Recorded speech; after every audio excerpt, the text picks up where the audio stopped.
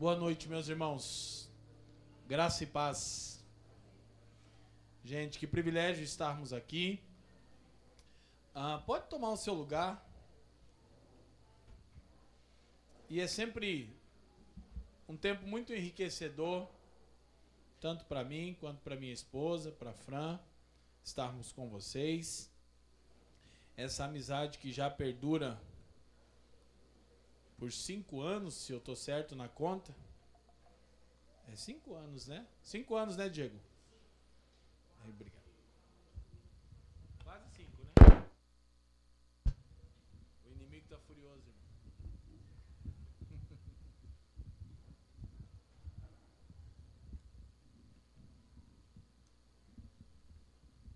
Obrigado, querido. Aí eu ajeito aqui. Como eu dizia, uma amizade que já perdura por quase 5 anos, né? E temos tido o privilégio de participar da edificação da igreja local aqui em Goiânia. Vivemos já muitos e muitos momentos. Todo ano já, graças a Deus, virou tradição estarmos em Goiânia. Esse ano nos sentimos tão especiais que mudamos aqui a data da comemoração para que pudéssemos estar com vocês. E nós sempre estamos aqui com o coração completamente aberto, não apenas inclinados a dar, mas também a receber daquilo que o Senhor tem feito. E é sempre muito bom rever amigos. Goiânia é uma cidade que está na nossa rota, nosso serviço ao Senhor. Já tem muitos anos que eu venho em Goiânia, na verdade, se não me falha a memória, a primeira vez foi em 2009, né? Nem sonhava em conhecer o Dieguinho, mas o Senhor tem nos dado esse privilégio. Agora, pouco tempo atrás a gente recebeu, né, parte dos irmãos do conselho aqui lá em Curitiba para uma conferência de pastores. Foi um tempo muito especial. Estamos fortalecendo nossa aliança no Senhor e nesse fim de semana não vai ser diferente. Eu quero compartilhar com vocês hoje algo da palavra de Deus. Gostaria que você fosse já para Salmos capítulo 95. E como sempre eu dou trabalho para os irmãos, pode baixar meu microfone, especialmente aqui meu retorno, Dinho, e a frente, que daqui a pouco eu vou começar a gritar já. E minha voz é horrível, eu tenho depois desses irmãos maravilhosos cantando aqui, minha voz não ajuda. Nós vamos usar alguns slides, então se a gente já puder projetar aqui, depois eu vou manuseando. Eu acho que está para quase 2 anos, nós fizemos uma série de mensagens em nossa igreja local, a Família dos que Creem, lá em Curitiba. Inclusive, quando vocês forem a Curitiba, por favor, passem por lá, nos contatem, compartilhem com o pastor Diego. A gente tem sempre o hábito de receber irmãos de várias partes do Brasil, vai ser legal poder recebê-los. Então, há quase 2 anos atrás, nós fizemos uma série de exposições bíblicas que nós intitulamos Verbos Cristãos. Se você enxerga bem, tá com aí a vista em dia, tá enxergando, amor? Minha esposa tá de óculos agora. A gente escolheu algumas práticas neotestamentárias para trabalhar com a igreja local, o que nós chamamos de verbos cristãos. E, inclusive, na última vez que estivemos juntos, a gente compartilhou um pouco sobre isso e entendemos a oportunidade de falarmos um pouco mais, seguirmos. Então a gente destacou algumas práticas neotestamentárias, olha só: contribuir, congregar, servir, discipular, evangelizar, cultuar e honrar. Isso é o que nós chamamos de verbos cristãos. Preste atenção, verbos são ações. Então verbos cristãos são ações esperadas daqueles que outrora foram regenerados. Dito de outra maneira, todo aquele que afirma ter nascido de novo pela fé em Cristo vai praticar esses hábitos, como servir, discipular, evangelizar, contribuir, congregar, cultuar. São ações que são oriundas de um coração regenerado. E, de certa forma, eles até servem como um termômetro para o nosso crescimento espiritual. Por exemplo, nós estamos trabalhando com um grupo na igreja em Curitiba que nós estamos chamando de formação ministerial. E não é para ordenação ao ministério pastoral. Nós queremos formar missionários informais. Diga comigo, missionários informais. O grande pregador londrino Charles Haddon Spurgeon disse que ou você é um missionário ou você é um impostor. Porque todo cristão ou é um missionário ou ele é um impostor. Não existe um cristão que não seja um missionário informal. Por exemplo, um dos verbos que nós trabalhamos foi o verbo evangelizar. Pergunta prática para vocês. Quem você está evangelizando por esses dias? Então nós temos feito o seguinte com esse grupo de formação ministerial e a gente estende isso à igreja. Todo cristão precisa responder duas perguntas. Pergunte para mim, quais? Primeira pergunta, quem você está evangelizando? Segunda pergunta, quem você está discipulando? Se você não tem na ponta da língua imediata a resposta, seu cristianismo é débil. E eu podia até repensar se você de fato é um cristão regenerado. Porque esses mandamentos não se referem a ministérios ordenados. Nós não estamos falando sobre capacidade cognitiva ou intelectual. Nós estamos falando sobre pessoas que foram contagiadas com o evangelho a tal ponto que não podem guardar para si essa verdade. Agora, no saguão do hotel, eu respondi uma mensagem no Instagram, porque eu vi o professor Leandro Carnal fazendo uma conjectura a respeito da Bíblia. Eu sou o Leandro espiritual, né? Aí tem o Leandro Carnal. E ele fazendo uma conjectura a respeito da Bíblia, e ele é muito inteligente, um erudito, mas nas entrelinhas ele relativizou o valor das escrituras. E aí eu fui lá e comentei, professor, fala muito boa, cristãos, atenção para essa parte da fala dele. Isso aqui é relativismo, com respeito. Aí, lógico, um monte de gente já entra embaixo e pau. E eu não entro em discussão, mas eu gosto de conversar. E aí alguém disse pra mim, não tem relativismo nenhum, afinal a Bíblia é um livro histórico que foi adaptado várias vezes e que não dialoga mais com a nossa cultura, coisa e tal. E eu respeito sua fé, a pessoa disse pra mim, era alguém educado, mas eu quero te aconselhar, guarde-a pra ti. Aí eu respondi pra ele, então, eu não considero as escrituras apenas um livro histórico, é um livro histórico com vários gêneros literários, mas para nós cristãos ela é a palavra de Deus. E quanto eu guardar pra mim, eu respondi como o apóstolo João, eu disse, eu não posso deixar de falar daquilo que vi e ouvi.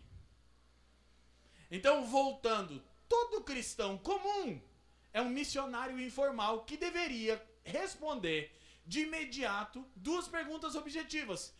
Quem você está evangelizando?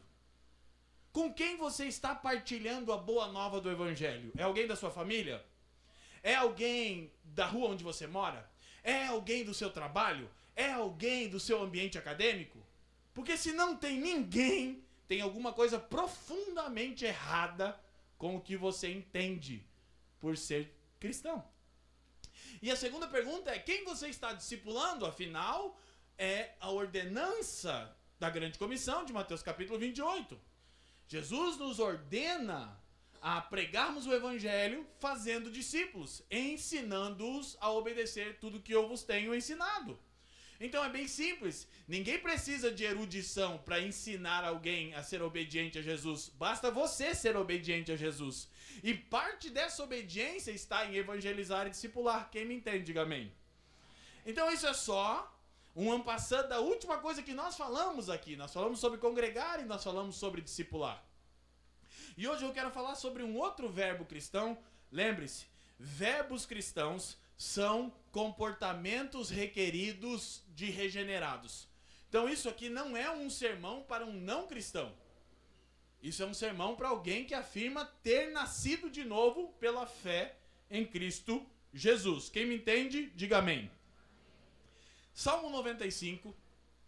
Se você pode, eu sei que a gente fica muito nessa dinâmica senta e levanta, mas eu gostaria de pedir que você erguesse do seu lugar para que lêssemos a palavra de Deus. Diego e Sara, tem mais de 2 anos que a gente retomou esse simples hábito, que é muito pedagógico para nós, e preste atenção, para os nossos filhos em especial. Eu sou filho de assembleiano, irmão. E eu me lembro que era extremamente vital levantar para ler o texto bíblico da pregação. E aí a gente virou uma geração tão cheia de Deus e descolada que a gente começou a chamar isso de religião. Isso é religiosidade. É verdade que ser reverente à palavra de Deus não diz respeito à sua postura, mas a obedecê-la. Mas quando nós temos um ato de resposta, ou seja, por que nós vamos levantar? Porque nós vamos ler a palavra de Deus, ou seja, Deus vai falar. É a palavra de Deus. Inclusive, muitas vezes, tudo que Deus tem para falar com você no culto está na leitura do texto. Eu sempre digo que depois que eu começar a falar a respeito do texto, embora eu estude o texto para não arrumar pretexto, vai ter ruído, porque tem o canal aqui, e o canal aqui é pecador. Então pode ter ruído, mas na leitura pura e simples da palavra de Deus, Deus fala ao seu povo. Ok? Então é um pequeno hábito que ensina muito para nós, para os nossos filhos. Fica aqui o conselho, se vocês já estão fazendo ou não. Já estão? Isso é muito bom. Salmo 95. Não esquecendo de, em nome de Jesus, use a Bíblia nesse formato. Por favor, irmão. Para o seu bem. Agora me deu vontade de contar um testemunho antes de ler o texto bíblico, porque nunca sai, né? O sermão não vai sair nunca como eu tinha programado. Para o seu bem. Para o testemunho do Evangelho.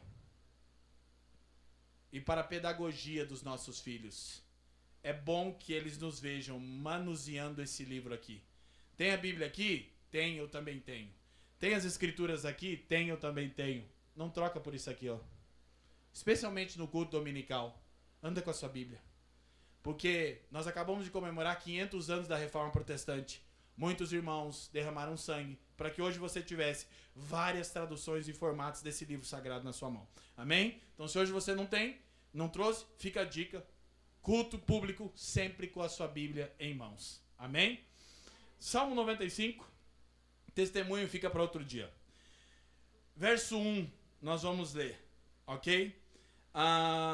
Até o verso 6. Vinde, cantemos ao Senhor com júbilo. Celebremos o rochedo da nossa salvação. Saiamos ao seu encontro com ações de graças. Vitoriemo-lo com salmos. Porque o Senhor é o Deus supremo e o grande rei acima de todos os deuses. Nas suas mãos estão as profundezas da terra e as alturas dos montes lhe pertencem. Dele é o mar, pois ele o fez. Obra de suas mãos, os continentes. Verso 6.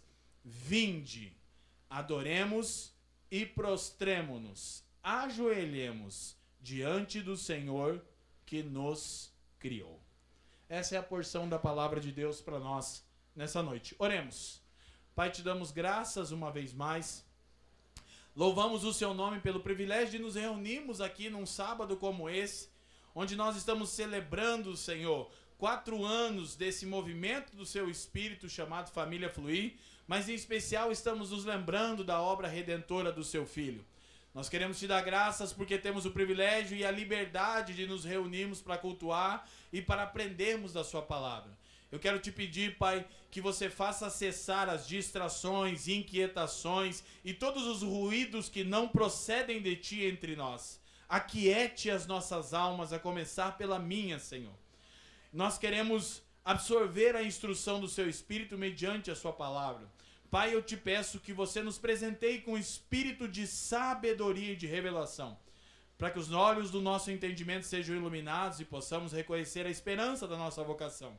Te peço, Pai, que tudo aqui seja para a glória do teu nome, pelos interesses do seu Filho, por meio do seu Espírito e para o bem de todo mundo. Nós oramos no precioso nome de Jesus e todos os que creem digam amém. Toma seu lugar, meu irmão, fica à vontade. Então, destes verbos que nós escolhemos trabalhar, hoje eu quero conversar com vocês aqui, durante pelo menos um período da próxima hora, a respeito da prática cristã cultuar. Nós vamos falar sobre a importância e o valor do culto dominical num sábado.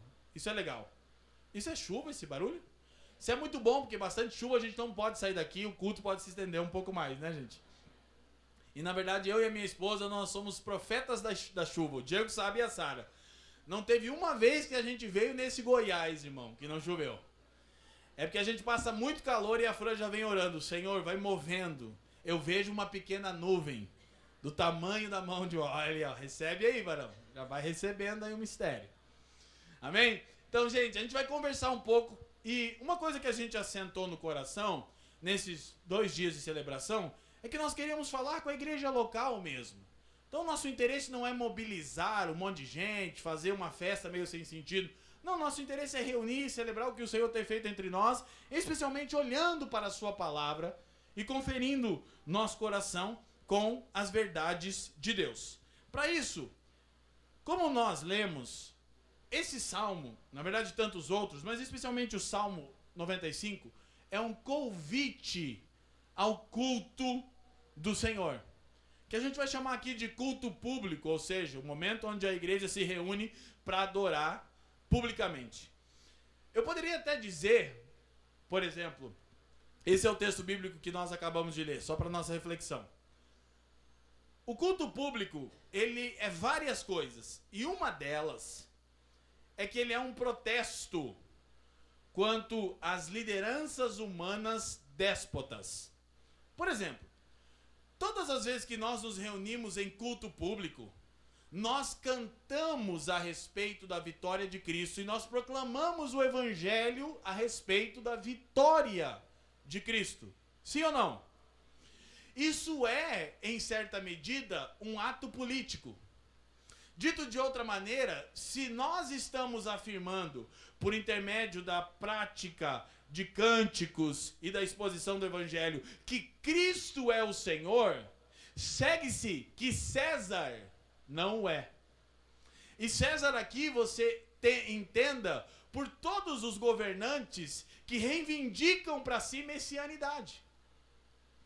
Eu não vou entrar no tema político, mas eu só quero lembrar o que você deve ver todos os dias nas suas redes sociais, na televisão, nos jornais e nas mídias, que o mundo está cada dia mais com sua temperatura social subindo, na esperança de um líder político salvador. A gente chega num quadro, por exemplo, isso não tem relação nenhuma às preferências políticas que você ou eu possamos ter agora, e não tem mesmo, quem me conhece sabe que esse tema para mim é caro e eu tenho bastante zelo com ele.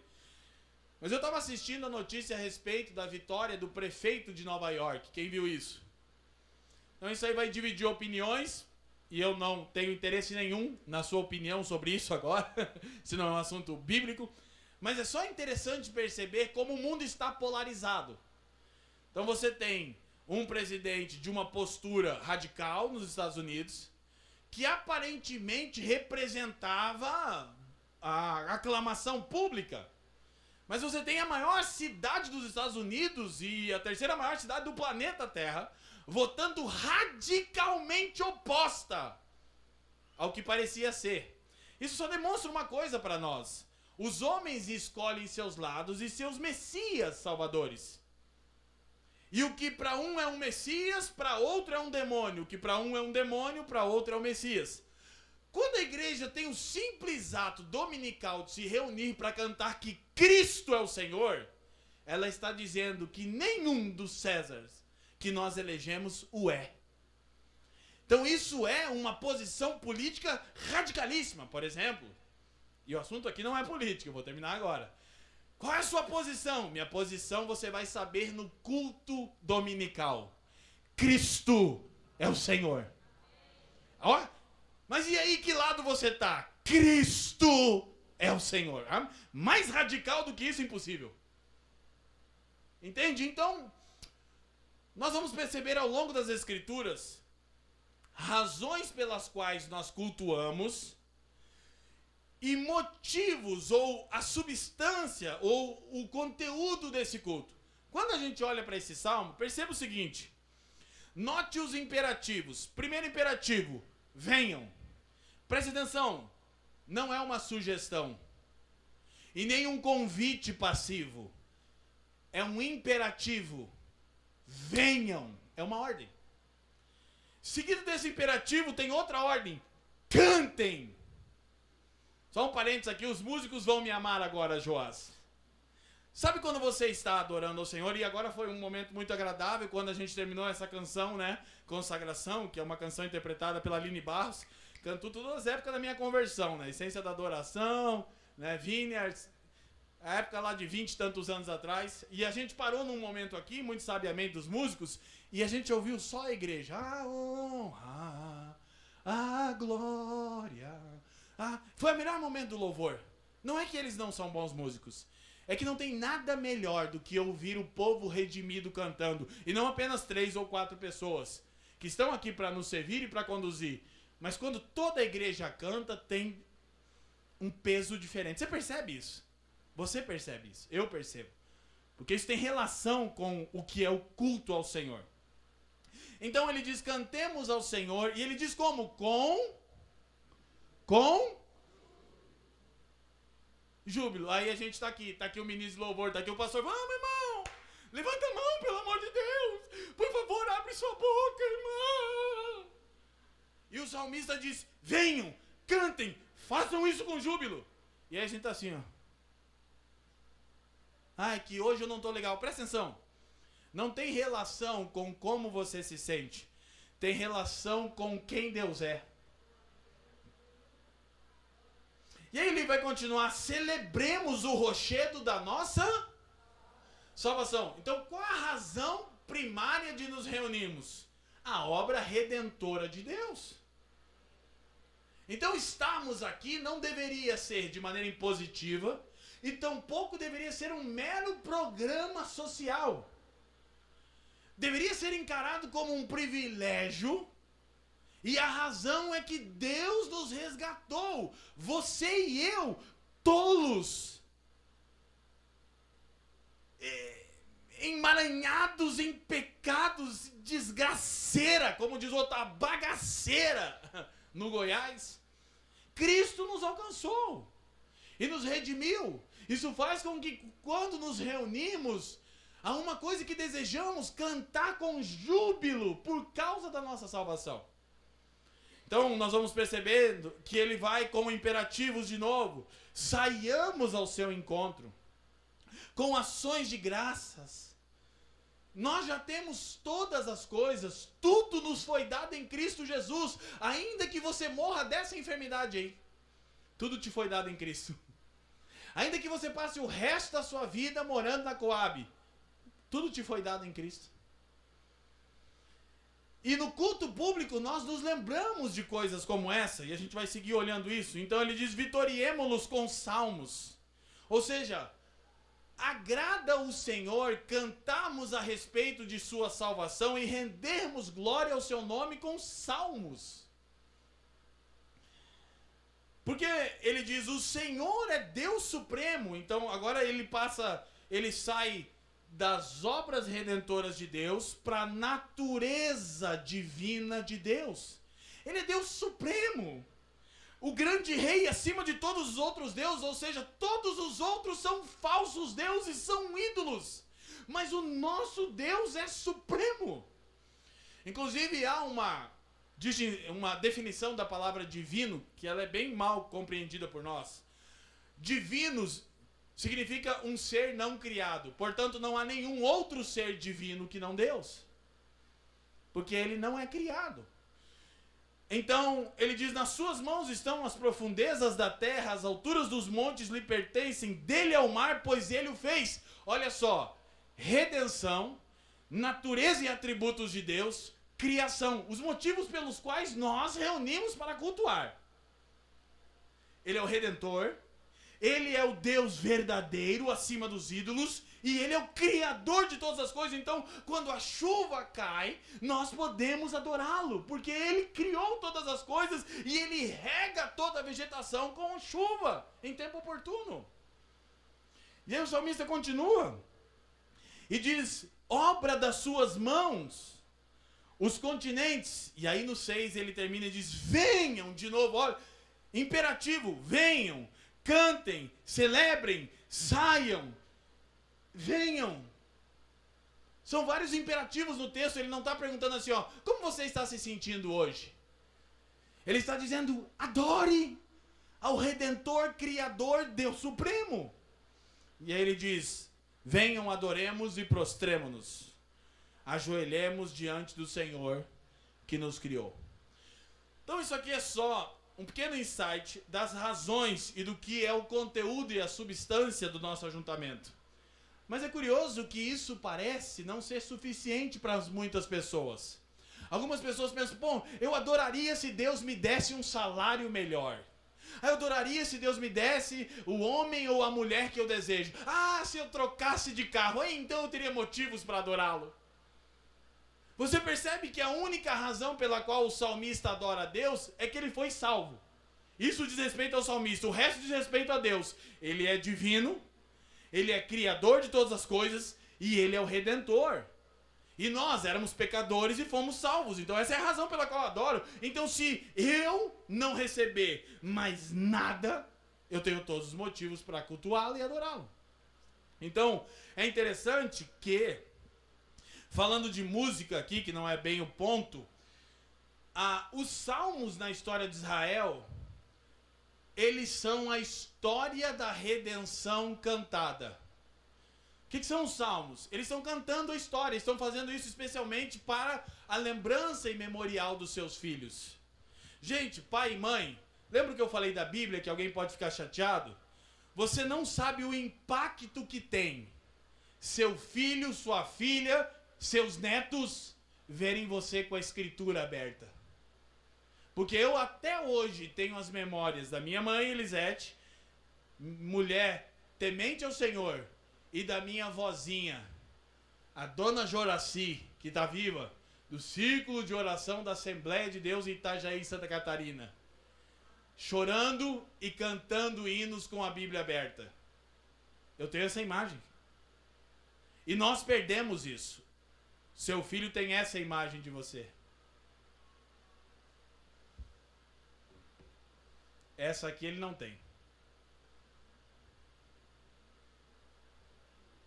Você imagina se você usasse a Bíblia como usa teu smartphone. Olha, eu vou te falar, tua vida seria radicalmente mudada em 90 dias. Se não, eu devolvo o dinheiro. Pode fazer. Usa, próximos 90 dias. Usa a Bíblia como usa o smartphone. Me liga se tua vida não for radicalmente transformada.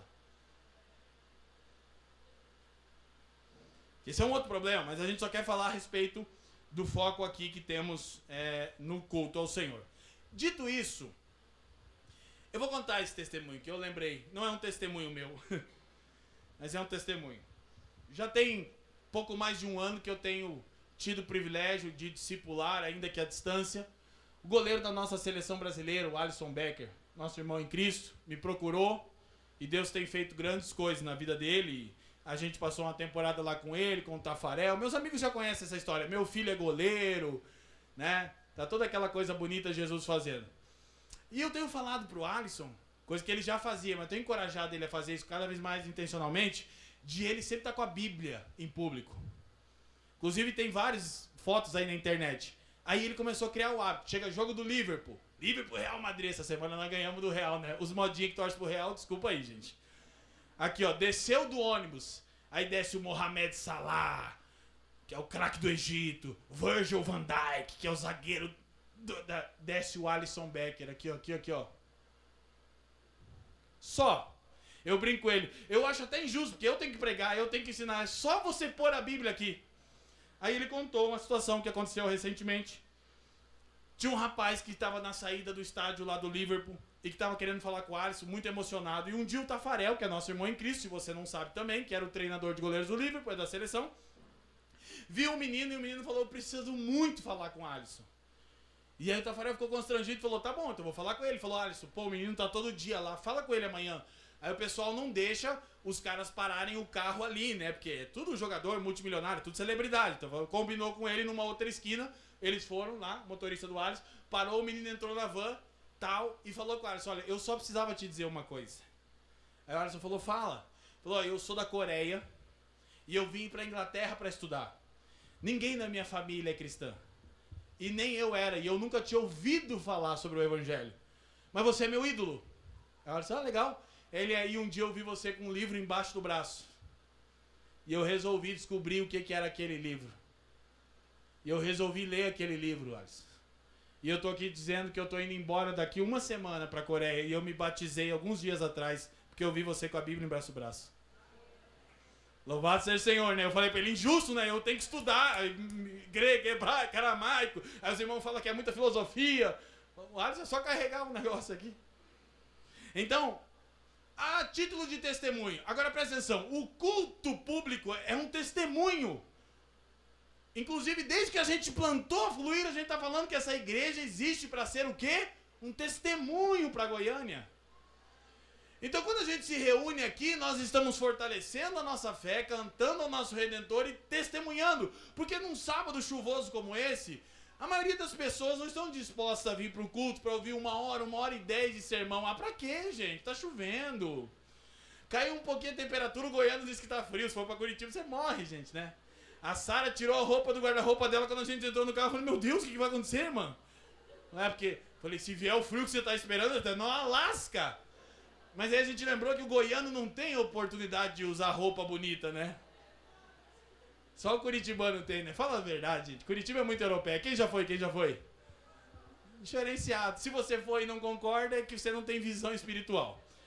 Dito isso, prossigamos. Meus irmãos, então eu quero duas perguntas que nós vamos fazer a respeito do culto público. Primeira pergunta é essa aqui. Quem se reúne e para quê? Essa é a nossa primeira pergunta.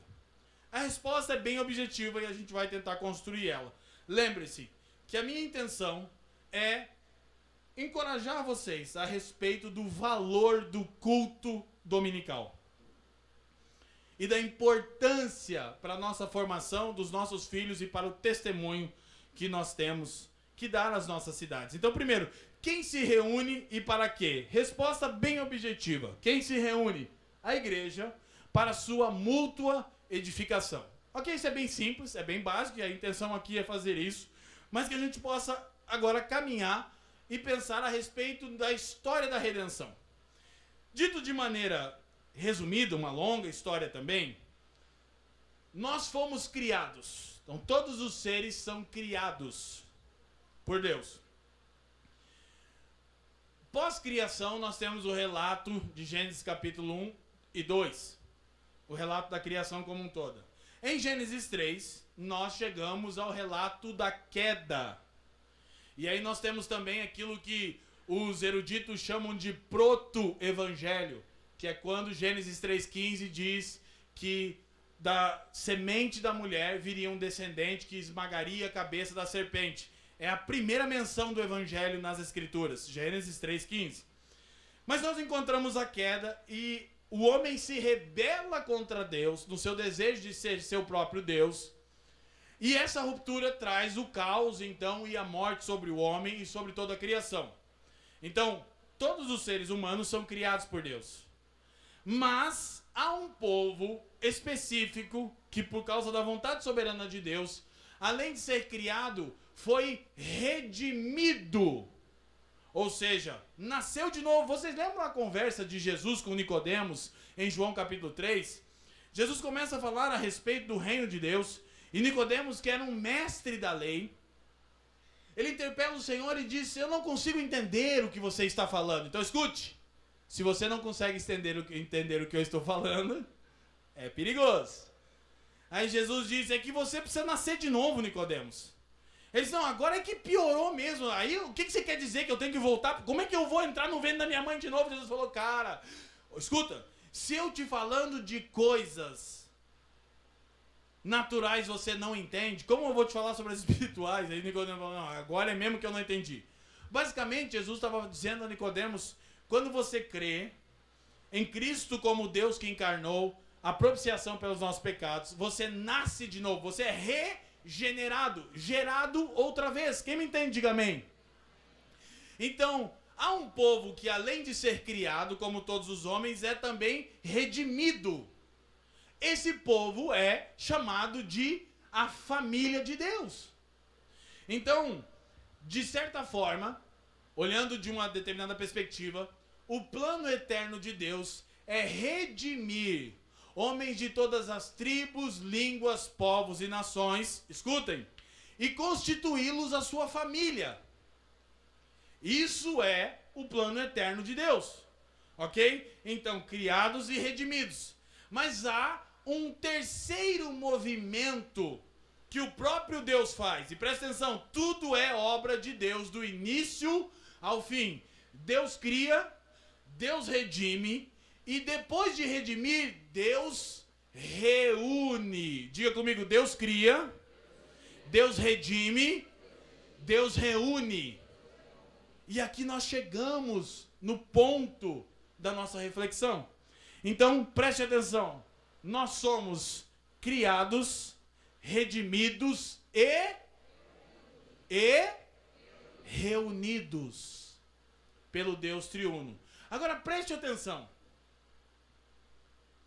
Não faz o mínimo sentido se o plano de Deus e é o que as Escrituras dizem, ter uma família de muitos filhos semelhante a Jesus, sendo ele o unigênito que se tornou primogênito, o primeiro dentre muitos irmãos, não faria sentido nenhum Deus não reunir esse povo. Então, dentro dos atos redentores de Deus, escute isso, a reunião do seu povo não é algo trivial, não é algo secundário. E a maioria dos cristãos do século XXI não conseguem compreender o valor da reunião do povo criado e redimido. Porque nós pensamos e criamos uma falsa ideia, oriunda de desvios teológicos, que Cristo é salvador de indivíduos. Isso não tem amparo bíblico. Cristo não veio salvar indivíduos, Cristo veio redimir para Deus Pai um povo. E aí, quando você é inserido nesse povo, você é redimido. Nós brincamos hoje, César, né? Falei, vamos, a gente estava reunido lá com os irmãos, na casa do Renan, nos receberam lá maravilhosamente. Tempo de comunhão, partilhando. Comendo, eu achei engraçado também o churrasco. Me convidaram para um churrasco, tem que fazer essa menção aqui. E lá no sul, Curitiba, né, churrasco é carne. Aqui é mandioca, né? O Renan serviu bastante mandioca para nós. E no finalzinho veio o pão. Aí bem na finaleira pintou uma carnezinha ali, mas o Joá chegou atrasado, tava morto de fome lá, eu só vi a cor, só. Minha roupa ficou cheirando a carne aqui, que os irmãos comeram. Mas diferente do churrasco do goiano, né? Que é mandioca e pão. Tô na expectativa de comer. Brincadeira, brincadeira. Isso é bom estar em família, né? Família tem dessas, né? Tem sempre aquele tiozão com aquelas piadas, é pra ver ou pra comer. Aquela parada. Natal tá chegando, fica tranquilo. Esse rolê vai acontecer de novo. Gente, presta atenção. Escuta. Não precisa confirmar com gestos pra não se expor. Mas você concorda comigo que grande parte dos evangélicos modernos não entendem o valor da reunião? Eles entendem o valor de serem criaturas de Deus, eles afirmam entender o valor de terem sido redimidos por Deus, mas eles não demonstram entender isso quando o próximo movimento é serem reunidos por Deus. Eles pensam, hoje eu não estou com tanta vontade assim. Às vezes, mas espera aí, o povo criado e redimido vai se reunir e você tem uma agenda mais importante do que isso? Aí você diz, é que eu sou a igreja. Quem foi o psicopata herege que disse que você é a igreja? Que Bíblia que você está lendo? Em lugar nenhum da Bíblia é dito que você é a igreja. É dito que nós, a minha família, mais a do Diego, mais a do Renan, mais a do César, mais a do Fabrício, junta é a igreja.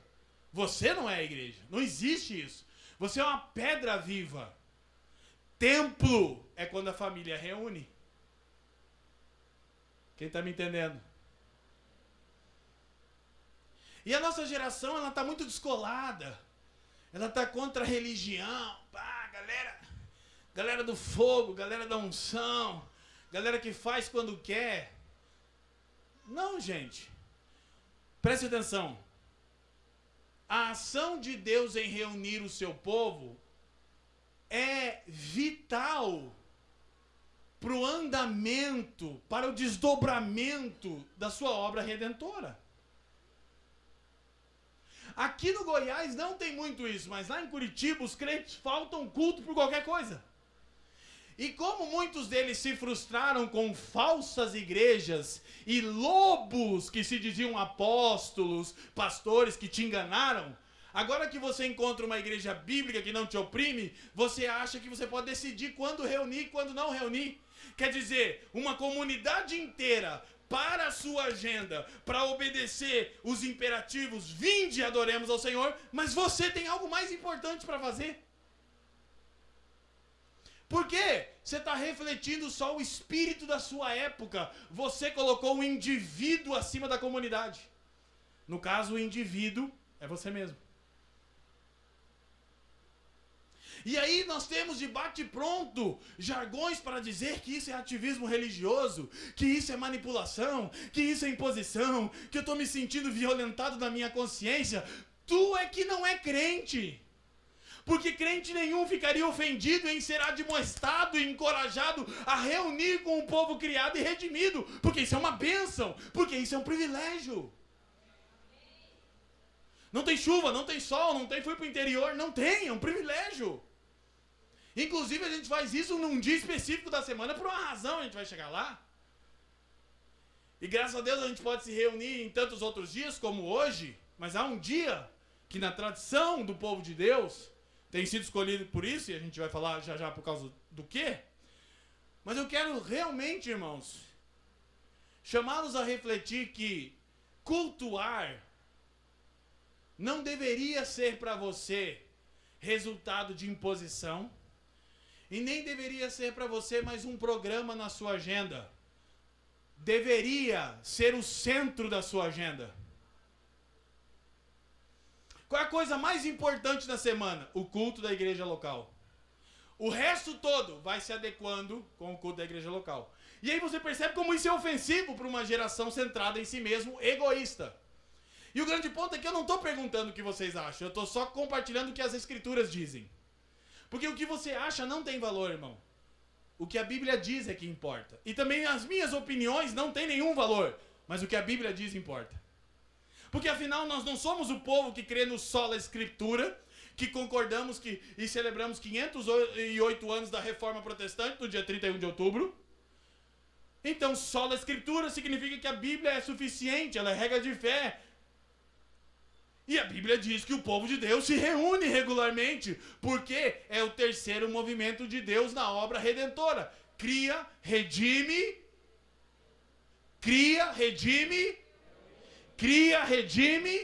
reúne. E aí, presta atenção, que a gente ainda vai caminhar um pouco mais. Mas eu já vou me antecipar. Alguns pais chegam para nós e dizem assim: pastor, meu filho não gosta de vir na igreja. Aquele pai que vem um domingo por mês. Você diz: ai, sério, irmão? Olha. Você tem alguma, assim, opinião? O porquê? Homens, agora eu quero falar com os homens. Quem aqui é marido? Levanta sua mãozinha. Levanta a mão. Todos os maridos aqui.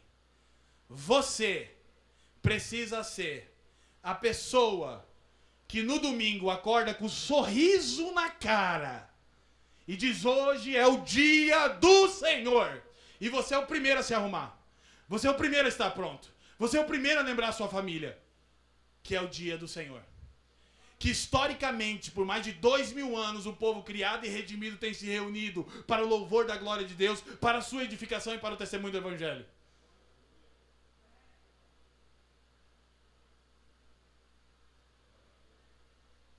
Só que a gente se tornou uma nação matriarcal, né?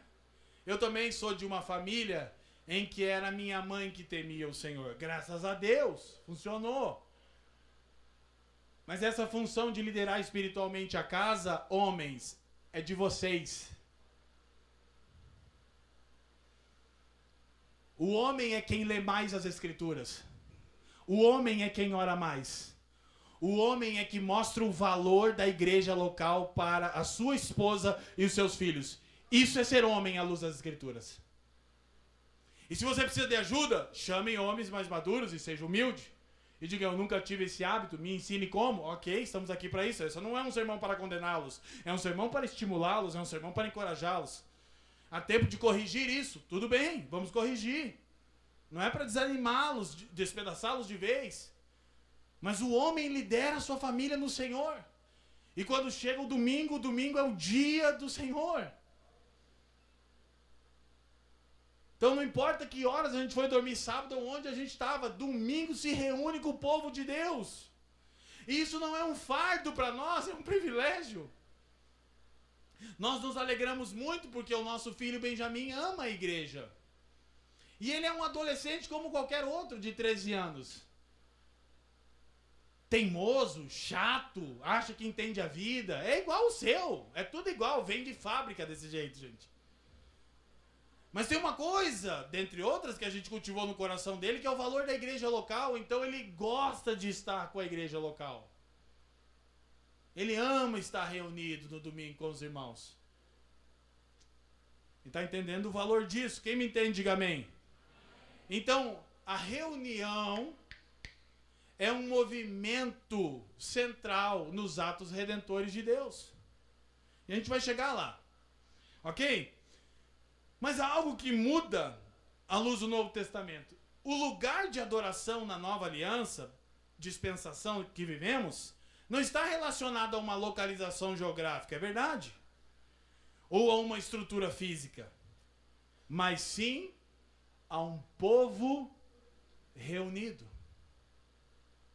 Então a igreja não está limitada a uma geografia específica e tampouco a uma estrutura específica. Ela tampouco precisa de estrutura para fazer isso. Mas quando ela se reúne, é ali onde Deus é adorado em espírito e em verdade. Então, o lugar de adoração da nova aliança está relacionado a um povo reunido. Mas nós nos tornamos tão egoístas, egocentrados. Não, eu adoro sozinho. Ok, você deve ter uma vida individual e devocional ao Senhor. Mas sua adoração individual não tem o mesmo peso que a adoração coletiva. Porque lembra, Cristo não entregou-se por indivíduos que não se relacionam. Ele se entregou para fazer de indivíduos um povo, uma família. Quem me entende? E há cristãos que passam uma vida inteira sem entender o valor disso, gente. E aí depois os filhos crescem e não amam o Senhor e nem a igreja de Jesus, e aí pede socorro para os pastores corrigirem o erro de uma vida toda.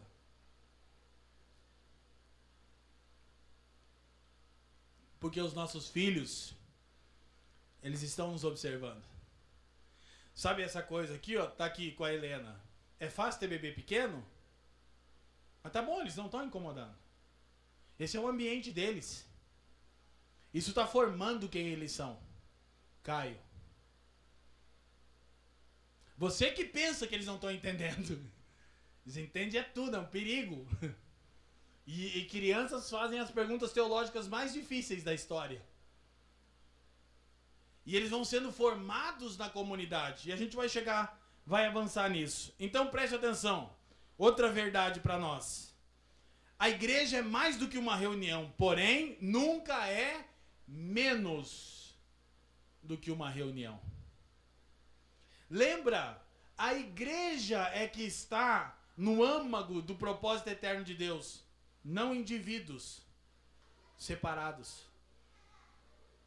Então é claro que a igreja de Jesus, ela é mais do que uma reunião, ela é muito mais do que isso. Mas presta atenção, nunca é menos do que isso.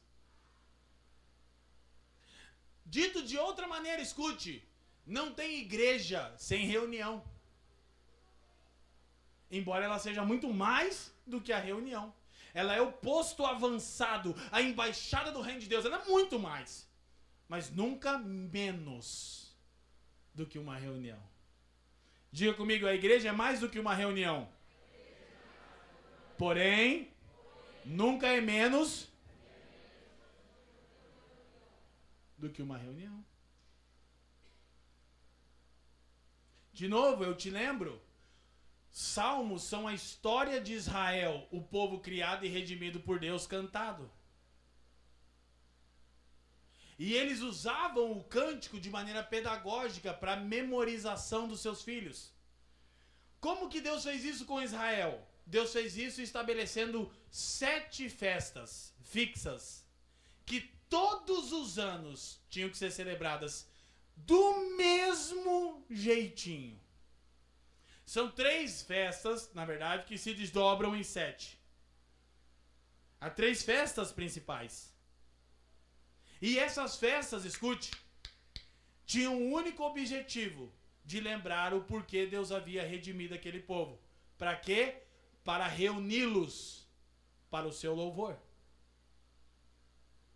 Então, em cada festa, em Pessa, Páscoa, ou em Sukkot, tabernáculos, ou nas demais festas, eles lembravam algum ato redentor de Deus em favor do seu povo. E lembravam o porquê Deus havia operado de maneira portentosa, milagrosa, com os grandes feitos no Egito e ao longo da história de Israel.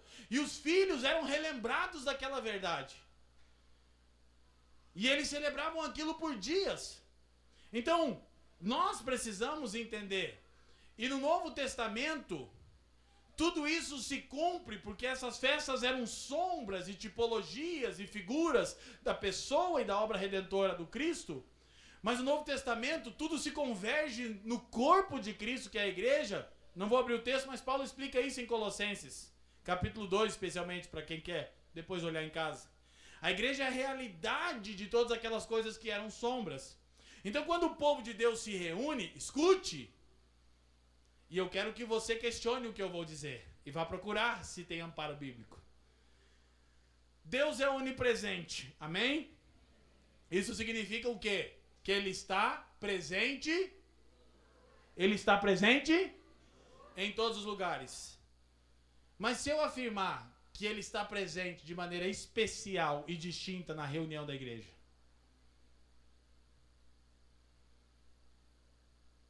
porque você lembra aquela figura do tabernáculo?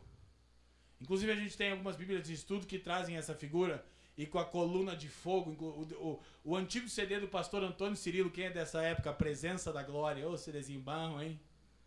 CDzinho bom, né? Como diz o goiano.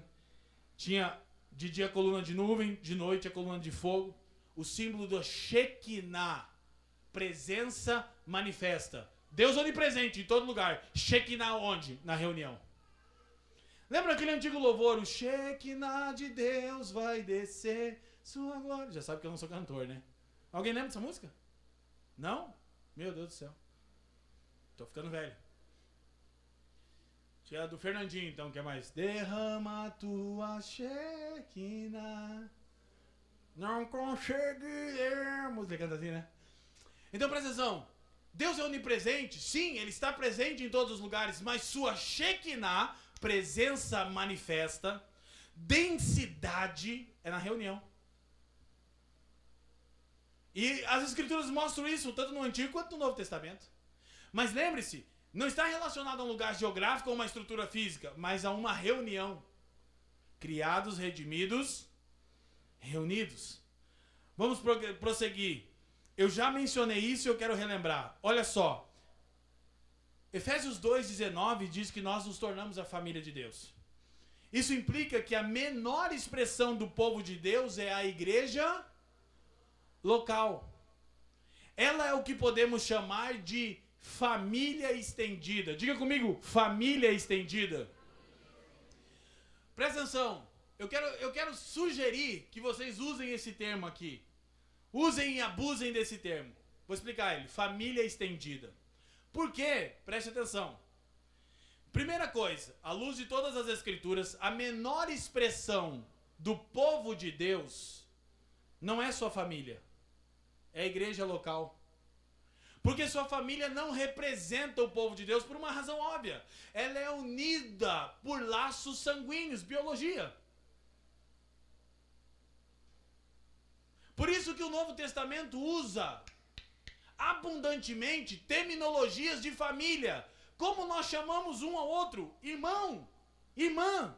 Você sabia que você tem mais em comum com um cristão que mora no pé do Monte Ararat do que com o seu vizinho incrédulo? Porque o cristão que mora no pé do Monte Ararat, você pode chamá-lo de irmão por causa do sangue, não seu e dele, de Cristo. E o seu vizinho você não pode chamar de irmão, porque ele não está em Cristo. Então preste atenção, a menor expressão do povo de Deus é a igreja local. Só abrir um parênteses rápido aqui, para a gente progredir. A igreja tem dois elementos, igreja visível e igreja invisível. Eu já disse isso aqui. A igreja invisível, terminologia usada pelos teólogos, é a soma de todos aqueles que estão em Cristo em todas as eras. Só Jesus conhece a igreja invisível. Todos os irmãos que estão em Cristo, que já partiram, que estão em Cristo, como seu papai, Joás. E os irmãos que estão vivos em qualquer lugar do mundo, em qualquer canto. A isso chamamos de igreja invisível. Só Cristo os conhece. Mas essa igreja invisível se manifesta em igrejas visíveis. E a isso a gente chama de igreja local. E algumas pessoas dizem, César, serem parte da igreja invisível, mas não são parte da igreja visível. E aí elas se frustram com falsos pastores, falsos apóstolos, lobos, porque não leram as Escrituras. As Escrituras orientam para cuidarmos com os lobos, com os cães, com os falsos mestres, mas você não lia a Bíblia e foi enganado, não porque você é uma vítima, é porque você não lia as Escrituras. Porque eu também, pela misericórdia de Deus, me converti numa igreja que já era ruim e se tornou falsa, porque igrejas podem se tornar sinagogas de Satanás, como o próprio Cristo diz em Apocalipse. Só que eu li a Bíblia, e um dia eu comecei a olhar para aquela igreja e olhar para a Bíblia e falei, meu Deus, ou a Bíblia está errada, ou essas pessoas aqui não são igreja. Porque nós não estamos cultivando os verbos cristãos, amando uns aos outros, suportando uns aos outros, discipulando, evangelizando, cultuando, honrando, contribuindo. Isso aqui é um hospício, é um hospital de malucos se matando, se degladiando, isso não é igreja. E aí eu saí, e falaram rebelde, filho do Satanás. E os anos se passaram, e Deus mostrou quem era rebelde. Nem sempre rebelde é quem sai. Rebelde é quem fica e permanece desobedecendo. E aí presta atenção. A igreja local é a menor expressão do povo de Deus. Então, pra você estar com o povo de Deus, você tem que estar com a tua igreja local. E se aprove o Senhor fazer você congregar aqui nessa igreja, essa é a expressão visível da igreja que é invisível. Você não pode ter comunhão, você tem comunhão em Cristo, né? Mas a comunhão prática, você não pode ter com o irmão do pé do Ararat. Talvez você só vai encontrá-lo no reino vindouro de Jesus. Mas o que Deus te deu? Olha pra mim. Talvez essa notícia não seja tão empolgante. O que Deus deu pra você é esse irmão, essa irmã do seu lado aí. É o que tem. Aleluia, saiu uns 2 glória aí. São uns 4 misericórdia. Um queima a Deus lá no fundo. Um misericredo. Essas palavras criadas, né? O vocabulário evangélico. Então, gente, eu quero avançar para as nossas conclusões, mas preste atenção. Preste atenção. Isso não são opiniões minhas. Isso é o que a palavra de Deus ensina. Eu não estou vociferando opiniões da minha cabeça. E nem estou promovendo ou estimulando o ativismo religioso. Eu estou falando que a gente não está entendendo o valor. Olha só. Então a menor expressão do povo de Deus, escuta isso, é a igreja local. Ela é o que podemos chamar de família estendida. Nós hoje temos um pecado comum sendo praticado por cristãos. E, isso, nem vou entrar na discussão agora, que alguém já vai me achar esquerdopata. Mas por causa do conservadorismo, está tomando o lugar do cristianismo genuíno, no Brasil, Estados Unidos, em todo lugar do mundo, a gente está com uma idolatria disfarçada, chamada familiolatria. Eu posso falar uma coisa aqui bem ruim eu não vou explicar, eu vou explicar, quer dizer, eu vou explicar, mas não vou explicar detalhadamente, depois você vai ler a Bíblia para ver se eu estou falando asneira. O que é familiolatria? Familiolatria é a postura que muita gente está tomando. Muita gente está tomando.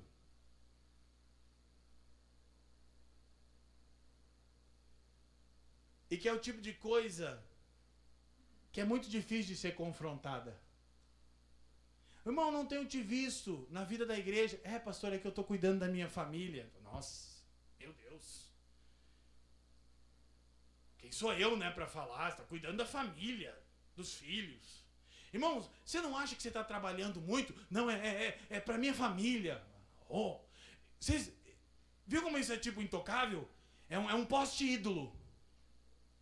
Agora, você que já foi abusado, de novo, por falso pastor, psicopata, igreja neopentecostal maluca, pode querer dizer que eu estou sugerindo ativismo religioso e que você despreze sua família. Não, a Bíblia diz pra você não fazer isso. Mas você está tentando responder um extremo que viveu com outro. E o grande ponto é, não, minha família está bem. E a família estendida? Você lembra de 1 Coríntios 12? Se um membro do corpo padece... Ah não, minha família, meus filhinhos estão aqui no homeschooling, na escolinha cristã, tá tudo certinho, a gente faz o devocional, a gente assiste os vídeos do Brasil Paralelo, e tá tudo bonitinho, a gente votou no Bolsonaro. E a família do irmão congrega com você, como é que tá? Ah não, aí já não é minha responsabilidade, minha responsabilidade é aqui. Que Bíblia que você tá lendo? Só vou relembrar vocês, presta atenção, e eu vou falar um negócio. Você lembra quando Deus perguntou para Caim, onde está o seu irmão? E Caim disse, eu não sei, eu não sou guarda dele. Isso não é um modelo para nós. Porque os laços sanguíneos de Cristo são mais fortes do que laços biológicos. Embora a gente precise de graça de Deus para administrar, a gente está fazendo com que, olha só, a família de Deus, que é a igreja, se torne um problema para a nossa família biológica, nuclear. Irmão, não estou te vendo na vida da igreja, é que a minha família está muito puxado. Então você está dizendo que o problema é que Deus redimiu uma família para ele. E a família de Deus está atrapalhando você no teu projeto de ser Deus da tua família. Ou de fazer a tua família seu Deus. Tem um texto da Bíblia que eu acho que vocês entenderam errado até hoje. Abre lá, Josué capítulo 24. E aí...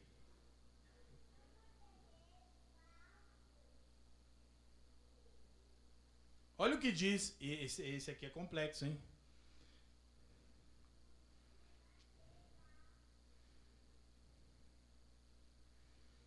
Eu vou passar aqui, para a gente avançar.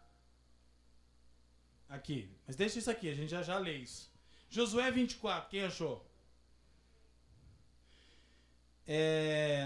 Agora, eu lembrei desse texto agora, então eu talvez não ache o texto que eu quero, e aí eu vou precisar dos universitários.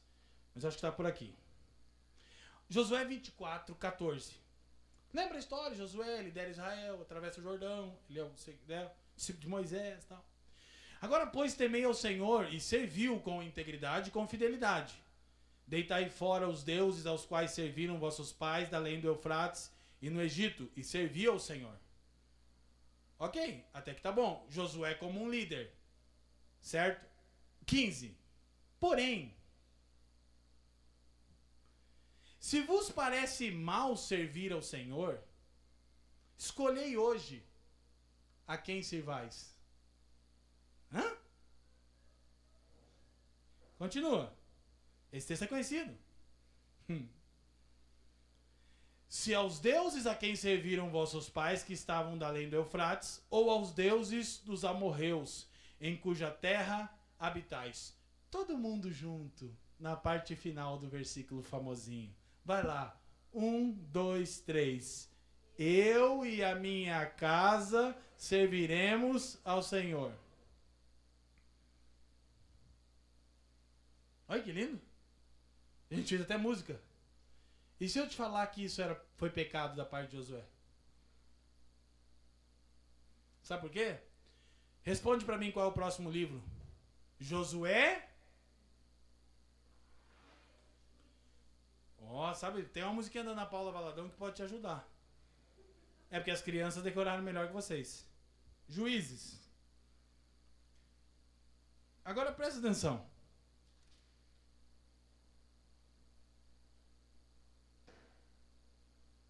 Juízes, eu acho que é capítulo 1, abre lá comigo.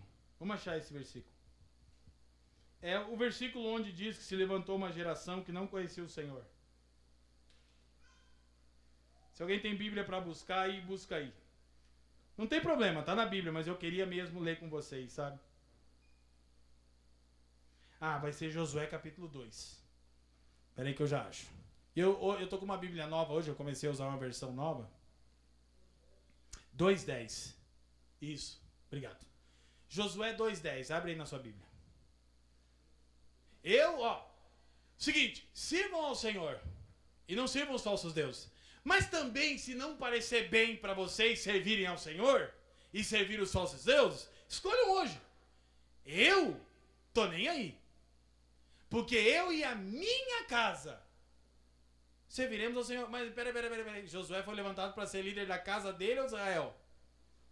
As duas coisas, porque ele era o cabeça da casa dele, mas de Israel. Então, a minha família aqui garantiu. Tá homeschooling, dando escolinha, votemos no Bolsonaro. Tá tudo bonitinho.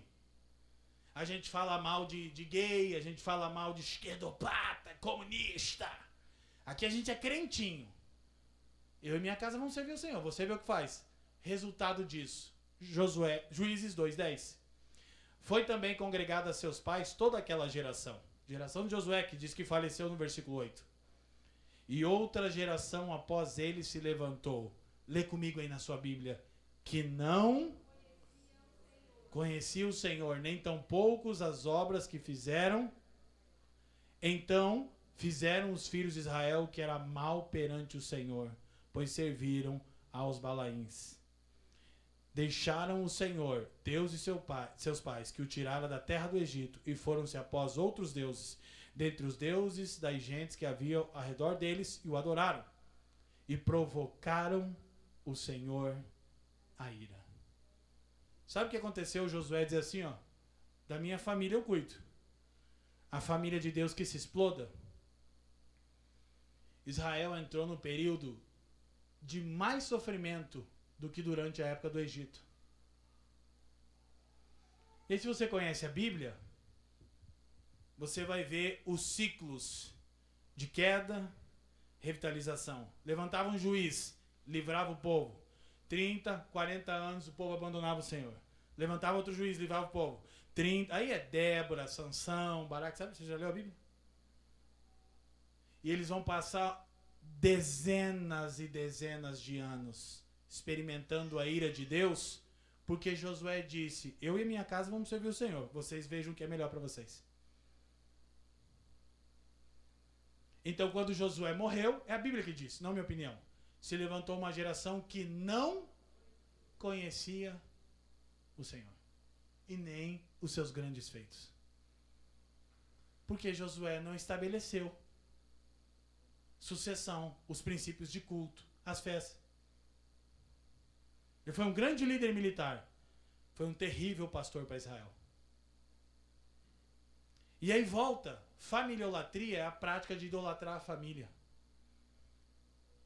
Porque quem é que vai dizer, meu Deus, esse pastor aí tá mandando eu abandonar minha família? Eu disse isso em que momento que eu não estou lembrado? Em nenhum. Mas você, para escapar da verdade que te confronta, mente para si mesmo. A verdade é que a família de Deus jamais deveria ser um obstáculo para sua família. Porque a sua tarefa, pai e mãe, é inserir a família de vocês na convivência da família de Deus. E o culto público, ele expressa a igreja porque várias famílias, olha que coisa linda que é a igreja. Primeiro, pessoas de diferentes raças, pessoas de diferentes posições políticas, pois assim devia ser. Pessoas de diferentes classes sociais que jamais se encontrariam em Goiânia. Mas se encontram onde? E unicamente, exclusivamente, onde o milionário senta do lado do pobre? Onde? Não, tem área VIP agora. E aí, nós estamos pecando contra o que a igreja é em sua natureza. Uma das coisas que a gente tem percebido, eu e a Fran, ao longo dos anos no ministério, é quão bom é permitir que o bem conheça outras famílias, pobre, rica, média. Porque meu filho, ele não sabe, mas ele é playboy. A gente não tem dinheiro, a gente mora de aluguel, o carro é financiado, mas comparar com a vida que eu tinha, ele é rei. Ele estuda escola em particular, desde que começou a estudar. Eu nunca passei na frente de uma escola particular. Ele não sabe o que é ter vontade. Entende?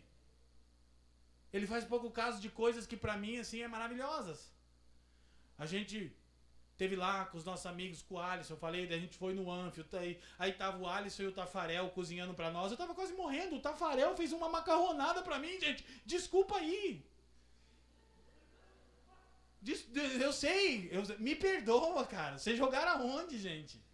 Tava eu e a Fran lá e o Tafarel cozinhando uma macarronada e eu falando, cara... Se alguém tivesse me contado isso em 1994, eu tinha 12 anos, eu estava de joelho em frente à televisão, de mão dadas, quando ele bateu, ele pegou do Massaro e Galvão Bueno gritava, sai, sai, sai que é tua, Tafarel. E as lágrimas escorriam aos olhos, e de repente, 30 anos depois, eu tô pregando o evangelho, o Tafarel tá chorando pelo evangelho da minha boca, e meu filho tá ali achando aquilo a coisa mais normal do mundo, eu digo, meu Deus! Nem tão normal, ele fica, mas ele é adolescente, sabe? Adolescente feliz. Adolescente triste. Mega empolgado. Muito chateado. Alguém? Revelação, vai recebendo aí, Vaz. Vamos caminhar para as nossas conclusões. Gente, com frequência nos falta uma compreensão mais profunda da igreja. Por isso não cultuamos como deveríamos. A forma como entendemos o que a igreja é parte vital da equação para viver sabiamente. Eu quero terminar, e vou cortar o sermão aqui na metade, intencionalmente, que eu estou só na metade dele. Pensei que ia conseguir fazer isso. Demonstrando para vocês, ainda nesse esforço, algo extremamente importante. Por quê? Bom, eu já dei várias razões. Mas uma das ações principais, e isso não é terrorismo, que o evangelho do terrorismo não funciona. Mas isso é um fato, tá bom? Que eu vou mostrar. Porque todos nós precisamos cultuar semanalmente? Por causa disso aqui. Princípio do gotejamento versus ou liturgia dominical. O que é o princípio do gotejamento? Meu irmão lá que gosta das minhas palavras filosóficas. Vou explicar, bem simplesinho. O princípio do gotejamento é a verdade de que a cultura secularizada está todos os dias, 7 dias por semana, 24 horas por dia, gotejando em você e nos seus os valores de uma cultura ímpia. Toda hora. E, gente, isso aqui acelerou demais. Não pense que essa geração é pior do que a passada, porque se você pensa é porque você não conhece a história da redenção. Não entende o que é Sodoma, Gomorra, não entende o que eram as práticas do Império Romano, em capítulo 1 de Romanos, que Paulo explica. Tem gente que acha, nossa, as coisas estão muito pior. Ei, fala bobagem, não. Lê a Bíblia. Tem nada muito pior. O homem é radicalmente depravado desde o início da história. Só que isso agora está mais fácil, aparece mais. E aí aqui, ó, gente, a tecnologia é uma bênção. Mas ela pode também ser um instrumento do Satanás dentro da nossa casa. Para os nossos filhos, para nós. E calma, isso aqui não é uma mensagem para criança. Estou falando com você, que está aqui. Mas estou só pontuando especialmente para nós que somos pais. Que parece que a gente só vai acordar quando perceber que estamos perdendo nossos filhos. Porque somos orgulhosos e tratamos a igreja como um programa trivial. Eu vou quando quero. Qualquer coisa. Chá de cueca do parente não sei quem é mais importante do que o culto dominical. O que é isso, gente? O que é isso?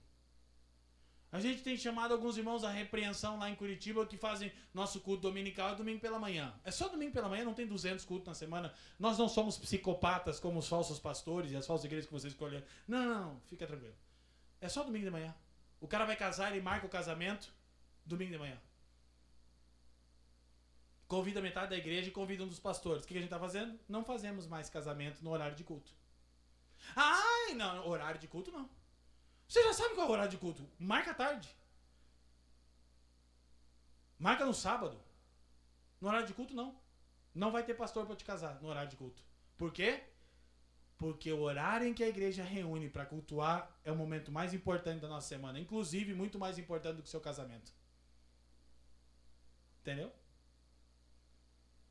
Ai. Deus abençoe. Beijo do gordo. Vai em paz. O Soares segurava, né? Então, pra gente encerrar. O princípio do gotejamento. Escuta. Gotejando. Inclusive é interessante que Deuteronômio Deus diz, goteja a minha palavra como orvalho da manhã. Sabe o que ele está dizendo? Ou quando ele diz em Deuteronômio capítulo 6, que é o Shema. Shema Israel, Adonai Eloheinu, Adonai Erra. Ouve Israel, o Senhor teu Deus é um. Ele diz assim, ó, fala dessas coisas com seus filhos andando pelo caminho, deitando. Quem já leu esse texto? Deuteronômio 6, do 4 ao 11. Quando levantar, fala dessas coisas. Quando sentarem à mesa, fala dessas coisas. Fala dessas coisas ao caminho. Rumina a palavra. Sabe o que ele está falando? Faz do assunto da sua casa o reino de Deus. E não é religiosidade, meus irmãos, vocês não conseguem entender que ninguém aqui está divulgando ativismo religioso ou uma linguagem, está amarrado, crente aos pais. Eu tenho vergonha dos evangélicos. Os evangélicos são o povo mais brega do Brasil. Credo, eu tenho pavor a evangélico. Agora cristãos genuínos, discípulos de Jesus, que se relacionam bem com a cultura, sabem diferenciar o que é ser secular, o que é ser secularizado. Meu filho não... Cara, eu sou o cara mais legal que tem. Eu sou o cara mais legal pro meu filho. Porque eu não sou um babaca. O pai dele é pastor. E todos os amigos dele acham o máximo que o pai dele pastoreia um monte de jogador famoso. Ele vai, como assim, cara? Teu pai! Esses dias eu tava com o Alisson, a gente semanalmente estuda a Bíblia. E aí tinha lá 2, 3 garotos lá em casa chutando bola. E eu falei, bem, chama os meninos pra dar um oi pro Alisson. Daí ele falou, que Alisson? Eu falei, o Alisson, o Ali, né? Goleiro do Liverpool. O segundo melhor do planeta nessa temporada agora, de novo. Goleiro da seleção brasileira. O cara falou, que o Alisson tá com você ali? Tá toda semana, inclusive. Aí imagina os meninos, o Natan travou assim, nossa, é o Alisson mesmo? Falei, não, é inteligência artificial aqui na minha tela. Não, o Alisson, oi menino, beleza, tal. E aí, Ben, daí tu conversa com o Ben como se fosse amigo. Aí o Ben já chega na escola já, né? Os caras falam, cara, o cara é amigo do Alisson. E ele é goleiro ainda, então daí já viu, né? Na escolinha dele, o pai dele é o pastor do Alisson. Eu não tenho mais nome. Então a gente não é um bando de babaca. Eu vou no estádio com meu filho, rapaz. Eu e minha esposa, a gente sabe celebrar a vida. Ninguém tá falando de idiotice religiosa aqui, gente. A gente tá falando sobre viver a luz do evangelho. Então presta atenção. Então, o princípio do gotejamento versus a liturgia dominical. O que a liturgia dominical serve? Serve para nos relembrar. Escuta. Quem somos? Quem é Deus? Quais são os atos redentores de Deus? E qual é o objetivo da obra de Deus? Todo domingo. Só que é um dia versus 6. E aí chega nesse dia, você... Ah não, eu vou pro interior passear. Aí não deu tempo de voltar pro culto. Está ensinando os seus filhos. Porque tudo é mais importante. Ah, tem o chá de panela. Aniversário da avó. Ah, então não é para ir no aniversário da avó? Não é para ir no aniversário da avó. Não seja tolo. Mas se todo domingo tem um aniversário de uma avó, é alguma coisa errada. E quem sabe, por vezes... Não, eu não quero parecer religioso. Não. Ser fiel, muitas vezes, é se parecer religioso. Ainda que você não seja. Entendeu? Ah, religiosidade. Não vou nem te explicar. Não, isso chama-se fidelidade, é diferente. Então, o grande ponto do nosso sermão, e o encerramento. Olha só, presta atenção. O domingo nos lembra do governo soberano de Deus sobre todas as coisas. E com isso, nosso coração e esperança são recalibrados. A celebração dominical antecipa a celebração da vitória final do Cordeiro. Agora presta atenção, a gente vai encerrar. Você vai fazer uma oração, não precisa nem de música de hoje para os irmãos ir embora mais cedo. Presta atenção. Tem 3 textos bíblicos aqui que eu quero ler com vocês para sustentar isso. Abre a sua Bíblia em Apocalipse. Por favor. Quem até aqui acompanhou meu raciocínio, irmãos? Apocalipse capítulo 1, último livro da Bíblia.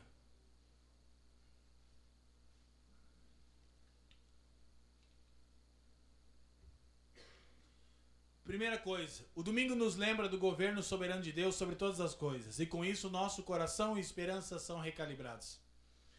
Por que nós nos reunimos no domingo, pastor Leandro? Apocalipse capítulo 1, versículo 9 e 10. Acompanha comigo. Eu, João, irmão vosso e companheiro na tribulação, no reino e na perseverança, em Jesus, achei-me na ilha chamada Patmos, por causa da palavra de Deus e do testemunho de Jesus. Verso 10. Achei-me em espírito, leia na sua Bíblia. Achei-me em espírito no dia do Senhor. E ouvi por trás de mim grande voz como trombeta dizendo: o que vês, escreve em livro e manda às 7 igrejas. Presta atenção. Em Curitiba nós usamos com muita frequência a seguinte frase: domingo não é dia de descanso. Domingo é o dia do Senhor. Aí as pessoas dizem: credo, parece católico. Somos, porque católico é um termo que significa universal. E a igreja é católica, embora não seja somente romana. Ai, todos os dias são do Senhor. É sério? Você descobriu isso quando? Nossa, porque você não me fala. Eu não ia saber que a segunda é dele, a terça é dele, a quarta é dele. Mas tem uma razão óbvia pela qual os cristãos se reuniam no domingo. Respondam para mim qual é a razão óbvia, gente. Pelo amor de Deus, gente. Por que a igreja se reúne no domingo? O que aconteceu no domingo? A ressurreição. Então, antigamente o sábado era o dia observado para adoração. Mas a ressurreição gloriosa de Jesus ressignifica a existência do homem. Então Jesus ressuscita em uma manhã de domingo. E eu tenho por hábito, todas as vezes que prego, dizer: em uma manhã de domingo como essa, Cristo foi levantado dentre os mortos e mudou para sempre como as coisas são.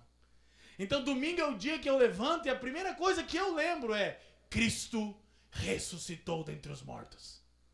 Ele venceu a morte e breve virá para restaurar por completo todas as coisas. Isso é domingo. Aí domingo na tua agenda tem espaço para tudo. Tem espaço para o interior, tem espaço para o Goiás, para o Vila Nova. Tem espaço para Caldas Novas. Só que não tem espaço para o Senhor. Mas o apóstolo João, não eu, não você, chamou o domingo pela primeira vez de o dia do Senhor. Esse dia é diferente. Porque ele nos lembra o maior acontecimento de toda a história: a ressurreição de Jesus. E por que será Jesus aparece para ele no domingo? E toda a revelação de Apocalipse que demonstra a glória, a majestade e certeza que Jesus é o Senhor é domingo.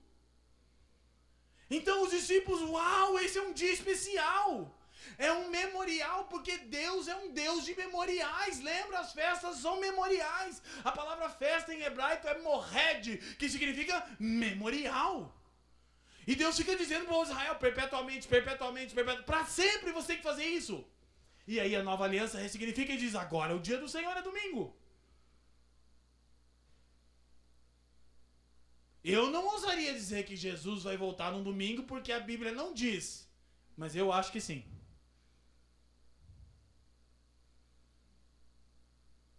Eu disse que é isso? O que eu disse agora? Eu disse que sim?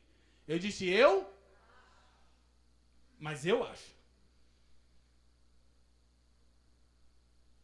Eu acho que Jesus volta num dia de domingo. Aí vai ter que acertar o horário, porque no Japão pode ser segunda, vai ter uma função aí, né? Mas lembra que lá em Josué deu uma segurada no sol? Dá pra dar uma alinhada também. A gente consegue aqui criar essa doutrina. Mas eu não estou fazendo isso. Eu não estou fazendo isso. Eu só acho. Realmente eu acho que sim.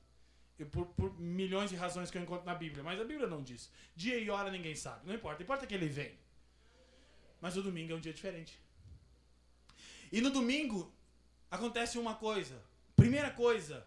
Nós somos lembrados de quem governa sobre todas as coisas.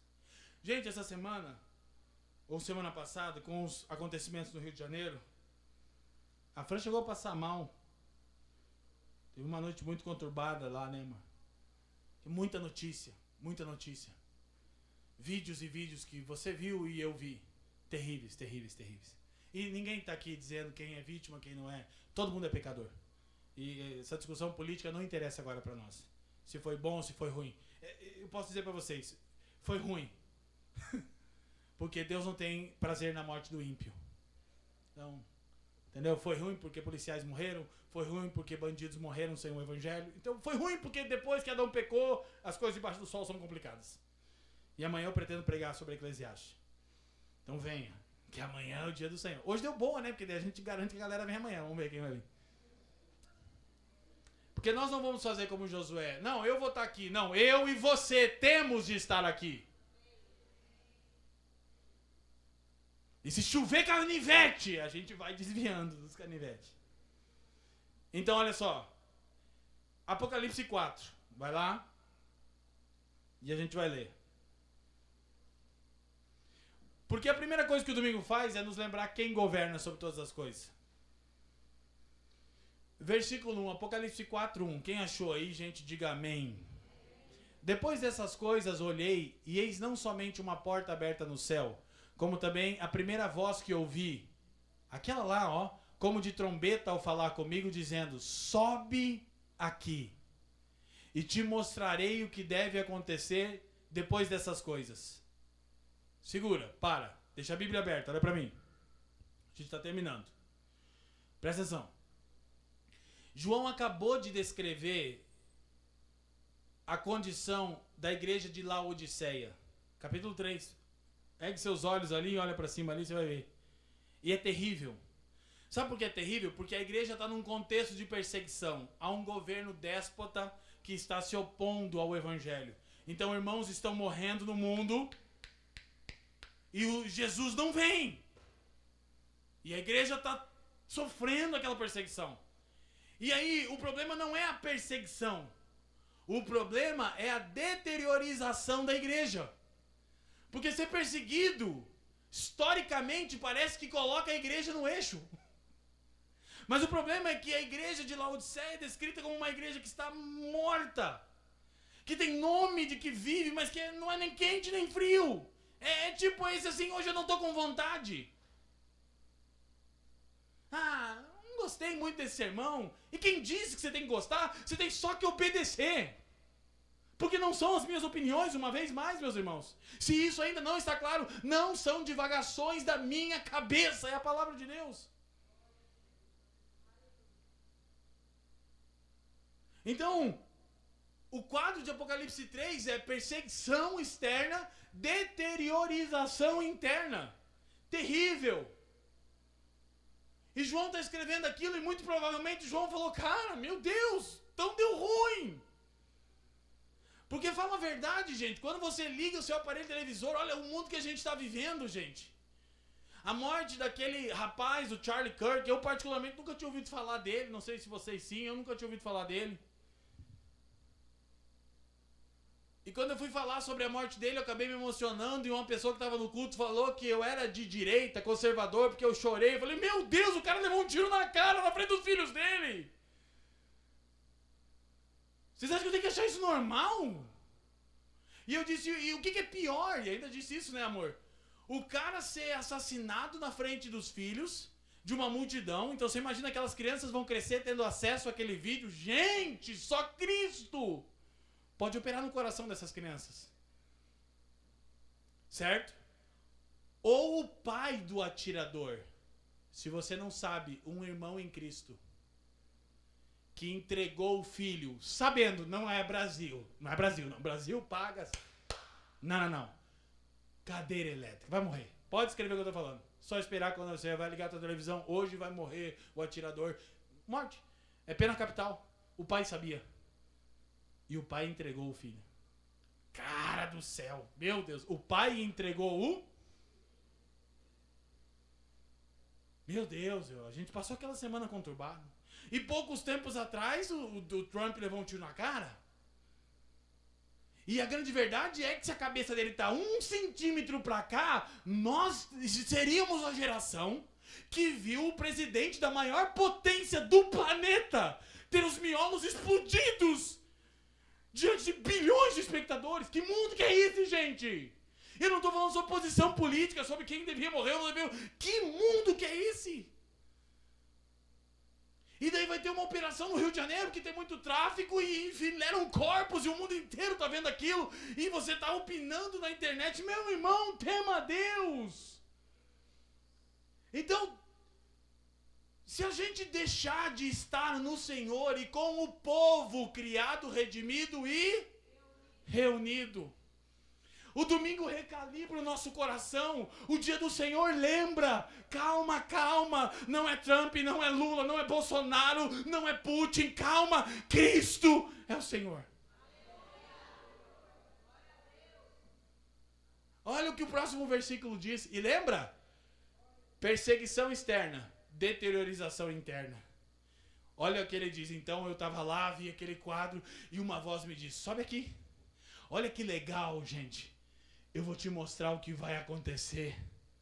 Porque talvez João tivesse, gente, desesperado.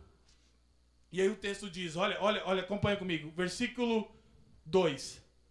Quem está aí comigo? Apocalipse 4, 2. Imediatamente, achei-me em espírito, e eis... E alguém...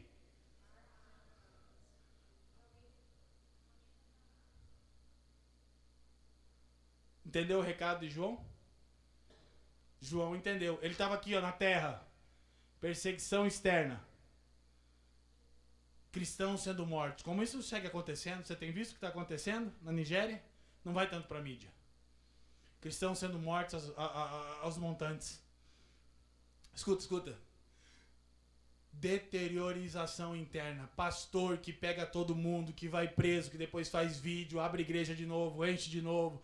Diz, meu Deus. Pastor estuprador, pastor pedófilo, pastor bandido, pastor... Ah, meu Deus! Pastor contando testemunho que o sonho dele se cumpriu, ele ganhou o tão desejado avião dele. Ai, meu Deus! Perseguição externa, deteriorização interna. Mas no dia do Senhor, João é levado e a voz de trombeta diz, sobe aqui e olha daqui, olha da minha perspectiva. E a primeira coisa que ele vê, se você entender isso, é um trono. E alguém assentado sobre ele. Trono, governo. Sabe o que Jesus estava dizendo para João? João, César não é ninguém. Fica tranquilo. Eu ainda governo soberanamente todas as coisas, inclusive a vida de cada um dos meus filhos. Sabe quando isso acontece na tua semana? Embora você possa ler a Bíblia, Mas a parte, o momento mais próximo disso, quando você reúne com pessoas que você jamais encontraria se não fosse o sangue de Jesus. E vocês se unem, pobres, ricos, brancos, pardos, negros, conservadores, progressistas, e vocês cantam a honra, a glória e o louvor sejam dados a ti. Podemos ter todas essas opiniões, podemos divergir politicamente, podemos pensar diferente sobre vários temas, mas uma coisa que não podemos fazer é deixar de reunir como povo criado e redimido. E aí nós fomos lembrados disso. E João começa a descrever. E esse que se acha assentado, versículo 3, é semelhante no aspecto à pedra de jaspe. Acompanha comigo. De sardônio. E ao redor do trono, olha a ênfase no trono, um arco-íris semelhante no aspecto à esmeralda. Ao redor do trono há também 24 tronos, e assentado neles 24 anciões vestidos de branco, em cujas cabeças estão coroas de ouro. Do trono saem relâmpagos, vozes e trovões, e diante do trono ardem 7 tochas de fogo, que são os 7 Espíritos de Deus. Adiante do trono como que um mar de vidro, semelhante ao cristal. E também no meio do trono e à volta do trono 4 seres viventes, cheios de olhos, por diante e por detrás. E ele começa a escrever. Sabe o que ele está tentando? Olha quantas vezes ele usa a palavra semelhante. Ele está dizendo assim: eu nunca vi nada na criação como isso.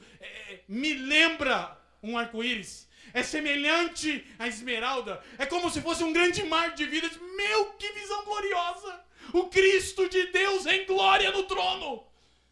E João entende o recado e o seu coração descansa. Quando? No domingo.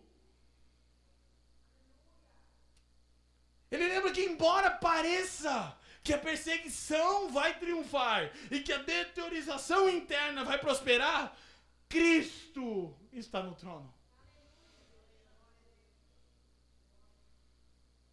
E, meus irmãos, eu quero com isso encerrar. E se a gente continuasse lendo Apocalipse, você ia ver que a última cena é um culto. Homens de todas as tribos, línguas, povos e nações reunidos em culto. A última grande cena da Bíblia é semelhante a um culto de domingo. E as Escrituras dizem em Apocalipse 21, eis o tabernáculo de Deus com os homens, pois com eles habitará. Eles serão seus povos, ele será o seu Deus. Sabe o que você está fazendo domingo? Antecipando esse dia. E aí nós estamos dizendo para os nossos filhos.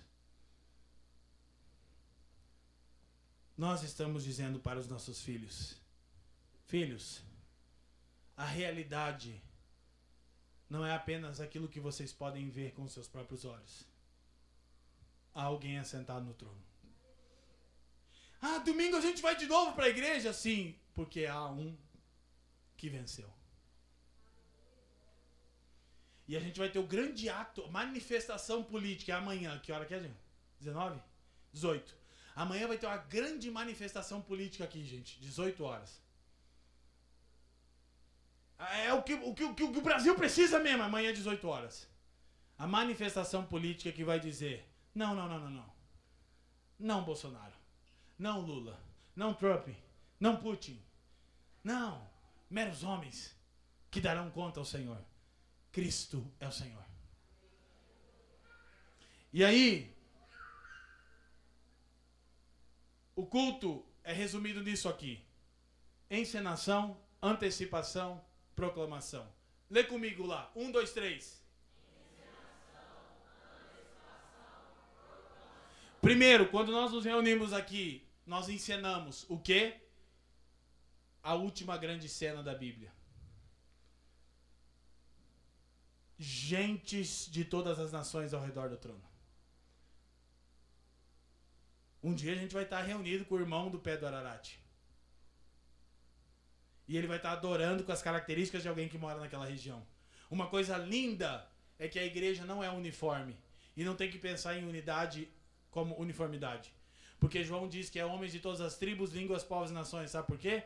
Provavelmente ele viu a cultura desses povos. Ele viu o jeito que eles se vestiam. Ele viu o jeito que eles adoravam. Disse, cara, que coisa bela. Cada um com as suas próprias características dadas pelo Criador. E ele consegue discernir americanos de brasileiros, de holandeses e de paquistaneses. E o culto é uma encenação disso. Só que ele não é só, escuta, ele não é só uma encenação como algo carente de substância e de realidade espiritual. Não! Ele é um tipo de antecipação. Quantas vezes, meu irmão, e eu ficaria muito triste se você disser que nunca.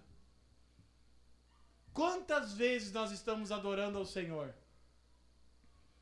e cantamos a honra, a glória, a força e o poder ao Rei Jesus e o louvor ao Rei Jesus. E aí, assim, aquele momento que você adora mesmo, que você desliga, esquece que está ao teu lado, de repente você se acha no espírito como João. Você tem assim um leve fragmento, te dá um... Ai, oxe. Não é apenas um sentimento, porque as nossas emoções são mexidas com as canções, mas é mais do que isso, é uma certeza. E aí toda a barbaridade que a gente viu nos últimos dias no Rio de Janeiro, você diz, chegará o dia em que Deus enxugará dos olhos toda lágrima. Isso é domingo, gente. E aí, proclamamos. O quê? O Evangelho. E o que a gente faz aqui no domingo? A gente canta, ora e prega. O Evangelho. E o Evangelho é a boa nova que, embora haja perseguições externas, deteriorização interna, Cristo venceu. E o plano de Deus será consumado. E cada domingo que a gente pode vir aqui é mais um momento, encenar, antecipar, proclamar. Como que você pode tratar isso como que o chá de cueca pode ser melhor do que isso, irmão? Como pode? Como pode aquela pelada entre Goiás e Vila Nova? Ô, timezinho ruim esse time de vocês aqui também.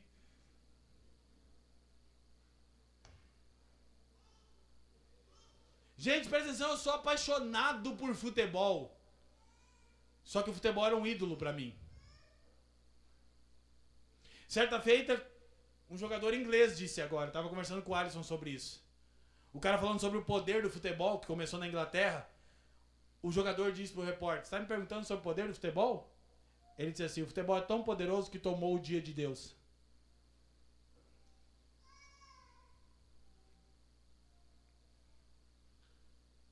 Domingo tem Fla-Flu. Se sobrar tempo. Ou se você tá aqui, ó, no culto. Você precisa se converter, você precisa nascer de novo. E calma, não é só futebol. Chá de cueca, chá de panela, chá de calcinha, chá de sutiã. Encontro das margaridas, chá das mulheres. Nada tem que se opor ao dia do Senhor. Nada tem que se opor. Quer dizer que você nunca vai faltar? Não quer dizer. Você vai sair de férias, você vai dizer, pastor, a gente vai sair de férias, a gente vai ficar talvez 2 domingos fora, ou 3 domingos. Tá tudo bem, gente. Ninguém aqui é maluco, não. Só que eu venho um e falto 2. Deixa eu te falar o seguinte, você não é um crente. Você está se enganando. Porque se reunir tem que ser um privilégio. Eu vou encerrar orando. E é porque eu amo muito vocês, por isso que eu estou falando assim sério hoje. Senão eu não ia falar sério, eu ia ficar só enchendo linguiça. 1h40, eu falei que ia ser 1 hora. Eu tentei. Tá na metade do sermão. Você viu quantos slides eu pulei, ó? Todos esses eu não passei, ó. Foi bonzinho. Aqui, ó. Terminamos. Aí o quarto movimento de Deus. Somos criados, redimidos, reunidos e enviados pelo Deus triuno.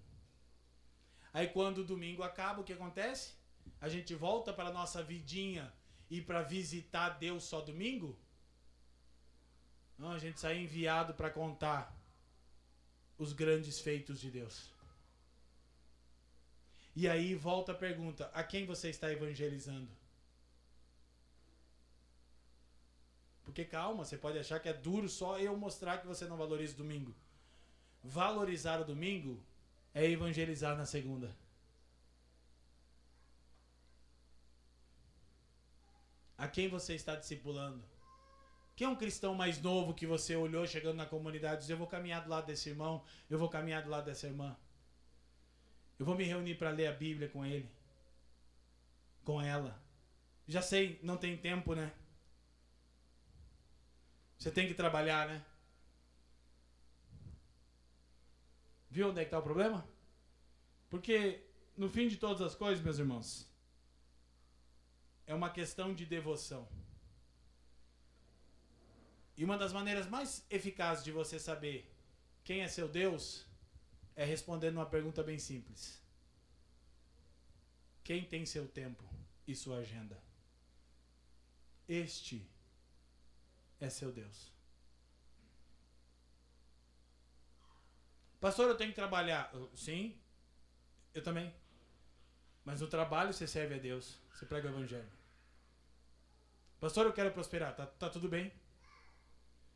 Domingo eu tô cansado. Não. Passou a semana inteira correndo atrás do din-din e domingo tá cansado? Ah, não, mas eu tô mesmo. Tá tudo bem. Toma um banho gelado e vem. E na hora, como é que canta? Ah, com júbilo. Por quê? Porque talvez você vai passar a sua vida inteira ganhando um salário miserável. E não adianta dizer tá amarrado. Não funciona. Senão a gente contava até 3 e ia tá amarrado e todo mundo virava milionário. Não funciona. Talvez você vai passar a sua vida inteira lutando com essa enfermidade aí. Talvez você vai passar a vida inteira ganhando um salário mísero. Morando numa casa simples. E andando com um Palio 98. Fede álcool. E isso não deveria mudar a sua disposição de servir a Deus.